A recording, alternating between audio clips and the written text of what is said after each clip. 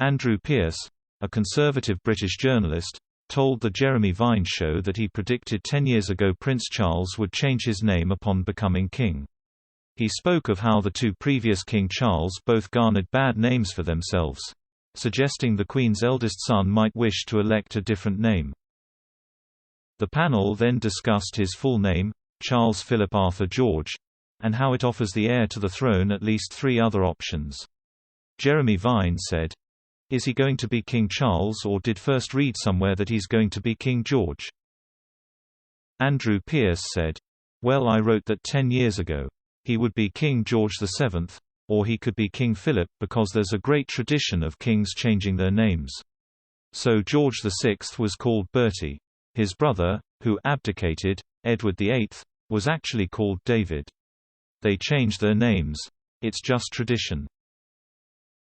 Mr. Vine said, "Yeah, but are we ready for this? I'm thinking he's King Charles III. But first suppose the other two had awkward moments." Mr. Pierce responded, "Well, quite. Charles I was beheaded and Charles II was a big bonker. A lot of mistresses. And a lot of his progeny, can I tell you, have got titles now in the House of Lords." When prompted by Jeremy Vine on her thoughts, fellow host Storm Huntley said, "I always think that's a bit off to change your name. We've got used to your name. I mean, if that's what he wants to do, fine. The royals do plenty of very unusual things, so I think if he wants to change his name, then let him change his name and I'll get used to it." Mr. Vine added, "I'm just thinking, we've got Henry VIII, we've got George VI, you want to choose something like Stephen or Keith."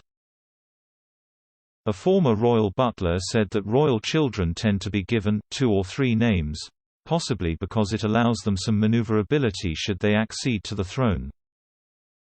Speaking to the talk show Studio 10, former royal butler Grant Harold said, "Normally royal children have 2 or 3 names. The reason is, if that child was to become a king or queen, they have to have a kind of pool to choose from. For example, Prince Charles, if and when he becomes king, would be, people assume he would be Charles III. But he could technically be George VII because George is in his name.